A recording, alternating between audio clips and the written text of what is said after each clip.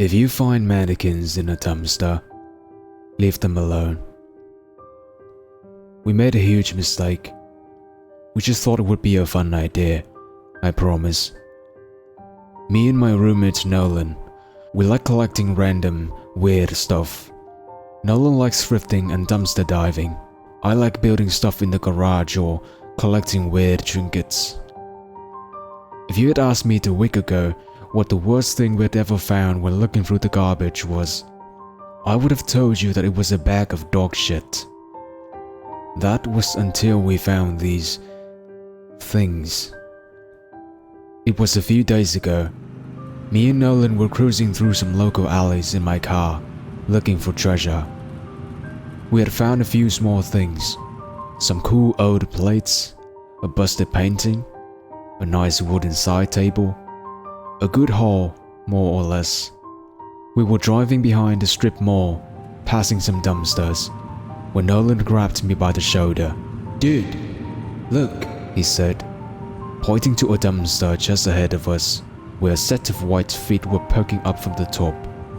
I immediately pulled the car over and parked it in front of the dumpster. We got out, hopped up on the ledge of the dumpster, and peered inside. "Mannequins. Sick." I grinned. "Think we can fit them?" Nolan asked, looking at me. "We'll make them fit. Here, you fish them out, I'll go make space," I said, as I stepped down and popped the trunk of the car. I moved the few things we had found so far into the trunk, and pointed out that the mannequins could be stacked horizontally in the back seat. There were 3 of them. Definitely not brand new, but not too bad for a dumpster find. A few scuffs and scratches here and there, but it wouldn't be a problem. This was a good enough find to make us return home satisfied with our catch, which we did. We unloaded and stacked everything in the garage and brushed off our new treasure, the mannequins. "What should we do with them?" Nolan asked. We both pondered for a moment. "You know what would be hilarious? What if we put speakers in them and made them say creepy shit to scare people?" "That's genius." Nolan smiled, nodding his head. We spent the next hour or 2 cutting holes in the backs of the mannequins' heads and taping some small Bluetooth speakers into them. We found an app that would let us broadcast our voices from our phones directly to the speakers, so we spent the rest of the afternoon playing around with that until we got bored. We sent a few pictures and videos of them off to our friends, who all thought that we were crazy.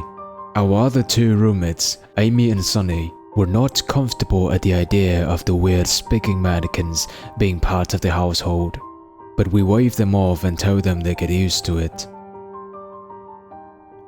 I wish I'd listened to them.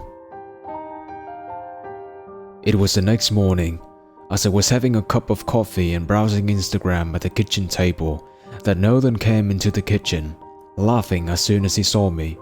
"You got me good with that one last night," he said.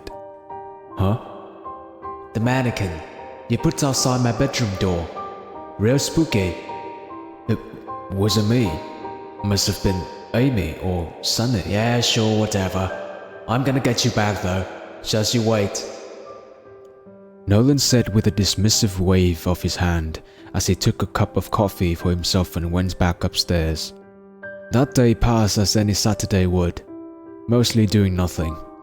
A bit of cleaning around the house.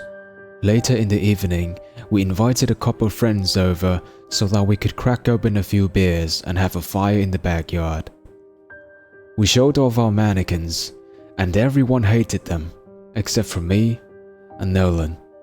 We didn't really care though, but we put them back inside so that they wouldn't bother people too much. "Going to the bathroom. Anyone need anything?" I asked, standing up from the fire. 1 or 2 people wanted beers, so I nodded and went inside. The bathroom door was slightly ajar and the lights were off, so I figured nobody was in there. I pushed the bathroom door open and gasped, jumping back suddenly as I saw one of the mannequins standing in the middle of the bathroom. Boom! came a voice from the speaker in his head. "Oh, fuck off," I said, as my fright turned into laughter. I picked up the mannequin and carried it to the living room. "Put me down. Put me down." The mannequin cried as I carried it. "Unhand me, Ryland." "Shut it, Nolan," I said as I propped the mannequin in the corner of the living room. I went back outside with the requested beers and flipped Nolan off as I stepped down the deck stairs. He laughed and waved me off.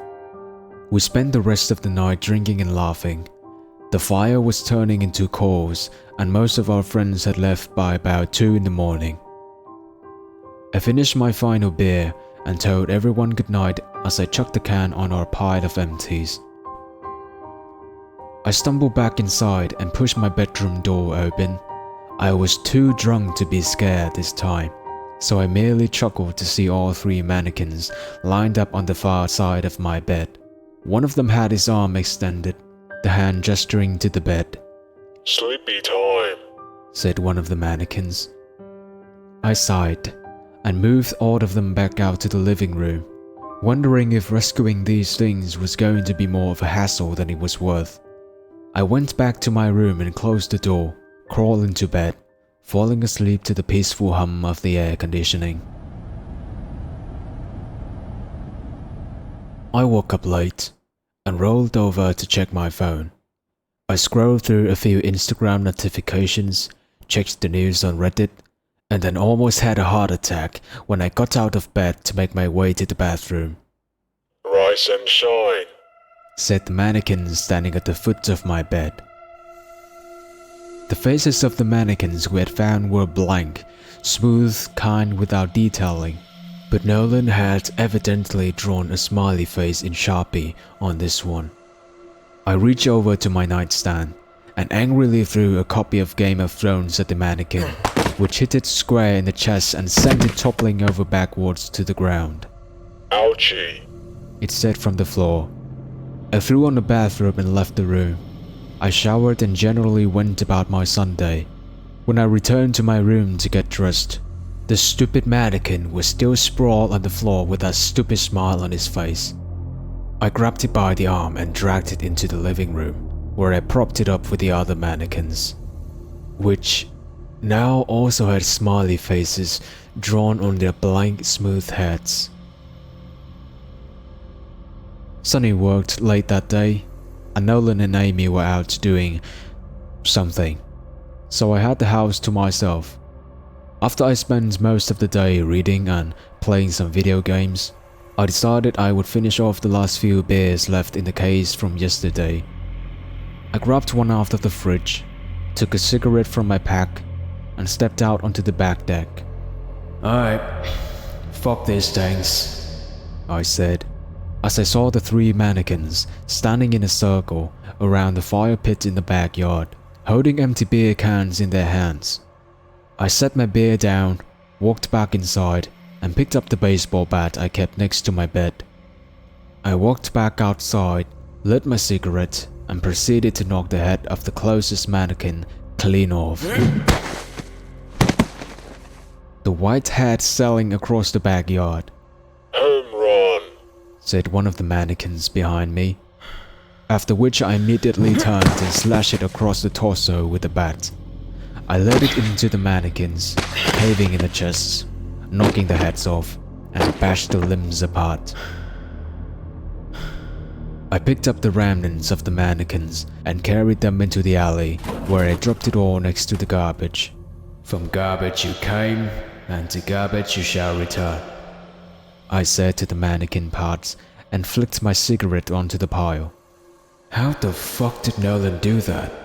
I said to myself as I walked back into the backyard.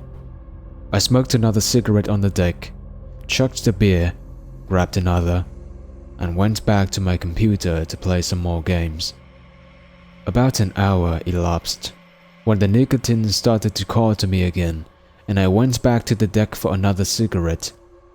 I couldn't tell if I wanted to cry, scream, run, or rage, as I stepped outside and saw all 3 mannequins standing around the fire pit again. Their heads were all turned to face me, and where before they had smiley faces, all three now had frowning faces drawn on in Sharpie. The worst part was, they all had duct tape wrapped around themselves, reattaching arms, heads, patching holes, and holding them together where they had smashed them apart. I stood in stunned silence, blinking, pinching myself, hoping I was dreaming for a good minute. I felt afraid to even take my eyes off these stupid things. So, staring straight at them, I put the cigarette to my lips and lit it, puffing out the initial cloud of smoke. Ouchie, said one of the mannequins. Breaking our staring contest, I immediately strode down to the stairs, yanking the garage door open and grabbing the jerry can of gasoline that I kept from my lawnmower. I went back into the yard, snapped each of the mannequins in half, threw them in the fire pit, dosed them all in gas, and threw my cigarette onto the pile. The entire thing went up in great rush of smoke, and the heat flashed against me so suddenly I stumbled back from the fire pit. I angrily flipped off the burning pile and sat on one of our deck chairs, silently, angrily, watching the fire burn.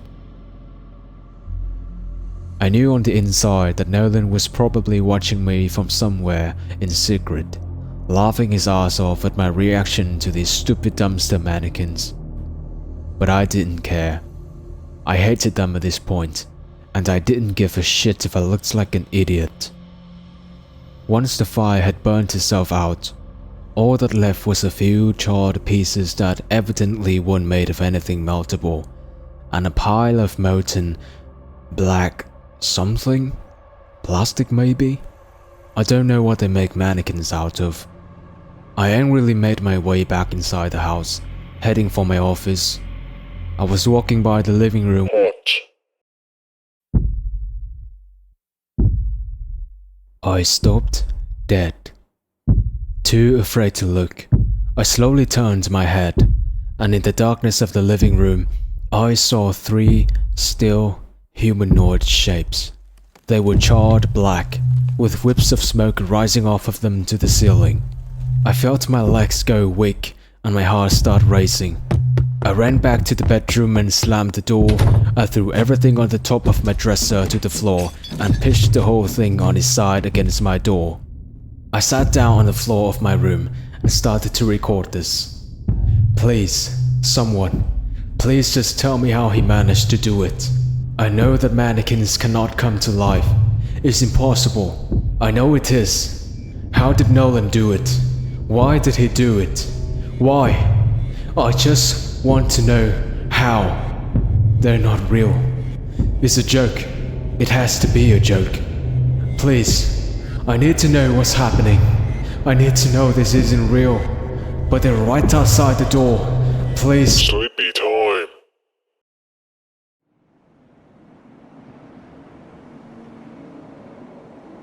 Thank you for spending that past couple of minutes with me.